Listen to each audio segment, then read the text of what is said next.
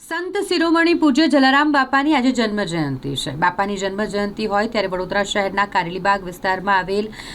જલારામ બાપાના મંદિરે આજે રાવપુરાના ધારાસભ્ય બાળકૃષ્ણ શુક્લ પહોંચ્યા। વિધાનસભાના મુખ્ય દંડક તેમજ રાવપુરા વિધાનસભાના ધારાસભ્ય બાળકૃષ્ણ શુક્લ, જેઓએ વોર્ડ નંબર 3 અને વોર્ડ નંબર 7ના ભારતીય જનતા પાર્ટીના કાર્યકર્તાઓ સાથે જઈ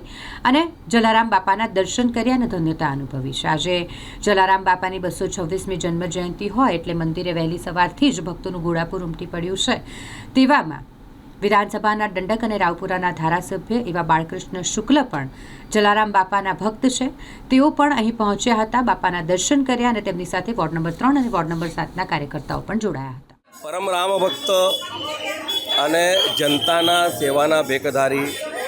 એવા ફક્ત ગુજરાતના જ નહીં પરંતુ આખા દેશ વિદેશના સંત એવા જલારામ બાપાની આજે જ્યારે 226મી જન્મજયંતિ છે ત્યારે ફક્ત વીરપુરની ધરતી જ તેમને પાવન કરી નથી, આખા ગુજરાતમાં પ્રવાસ કરીને અને સાથે સાથે એક એવા એ સંત હતા, સંસારી સંત હતા કે જેમને રામ ભક્તિની સાથે સાથે સમાજ સેવાનો એક ને એક જે વેગ ધારી લીધો હતો અને તેના કારણે સતત અહોરાત્ર તેઓ જનતાની નાગરિકોની સેવામાં રહ્યા અને 250 વર્ષથી ચાલતી આ એક ધૂની આજે પણ એવી જ વીરપુર ખાતેથી અને આખા ગુજરાતમાં જ્યારે પ્રસરી છે ત્યારે આજે વડોદરા સ્થિત કારેલીબાગ વિસ્તારમાં આવેલ જલારામ બાપાના મંદિરમાં આ વિસ્તારના અમારા તમામ સ્થાનિક નેતાઓ